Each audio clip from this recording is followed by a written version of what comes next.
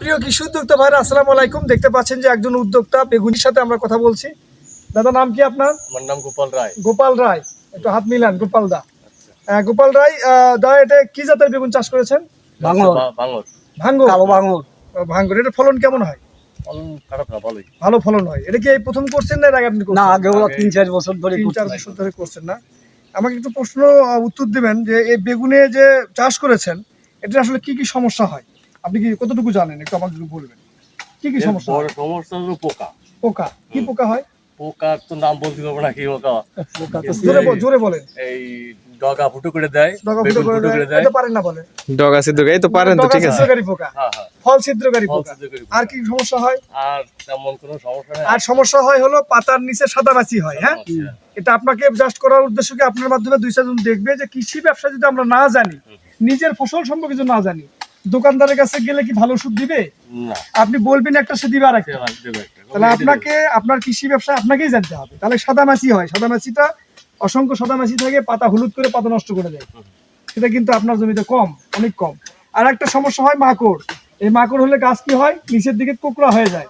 ঠিক আছে, পাতা কুকড়ে যায়। সব থেকে বড় বেগুনের সমস্যা আর একটা সমস্যা হলো মাকড়। হ্যাঁ, ডগা ছিদ্র, ফল ছিদ্রকারী পোকা, ডগা ছিদ্রকারী পোকা, মাকড়, সাদামাছি, হ্যাঁ, এগুলো সমস্যা হয়। আর একটা সমস্যা হয় পচনের কারণে। পচন ব্যাকটেরিয়া জন্য যদি রোগ হয় তাহলে ঢলে পড়ে মারা যায়, আউরে একদম স্ট্রোক করে মারা যায় না? তাহলে সেটা সম্পর্কে জানতে হবে। এবং আর একটা সমস্যা হয় কি, পচন রোগ হয়, ছত্রাকজনিত রোগ। অর্থাৎ গোড়ার দিকে দেখবেন যে পাতাগুলো হলুদ হয়ে যায় বা গোড়ায় একটু কালো দাগ হয়ে আস্তে আস্তে মারা যাচ্ছে, এটা আলাদা রোগ। তো এগুলো যদি আপনি জানেন, তাহলে কি কৃষি ব্যবসায় লাভ করা যাবে না? যদি জানেন, তো আমি বলি আপনাকে, ডগা ছিদ্রকারী পোকার জন্য সব থেকে সেরা প্রোডাক্ট ট্রেসার। কি নাম? অটো, যে কোম্পানি থেকে আমরা আসছি, ক্যাম্পেইনের আপনারা দেখতে পাচ্ছেন যে সমস্ত অফিসাররা আমরা চলে আসছি।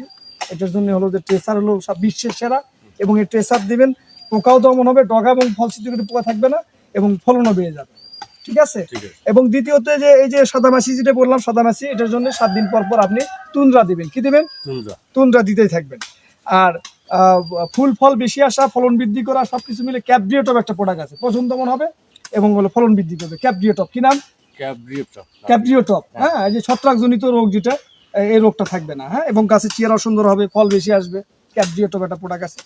আর সব থেকে সমস্যা মাকড় যেটা হয়, এই মাকড়ের জন্য সানমেকটিন একটা প্রোডাক্ট আছে, 1.8 সানমেকটিন। এই সানমেকটিনটা দেবেন। আর পর্যায়ক্রমে আমার যেহেতু অফিসাররা আছে, তার আপনার কাছে আসবে, এই প্রোডাক্টগুলো দেন।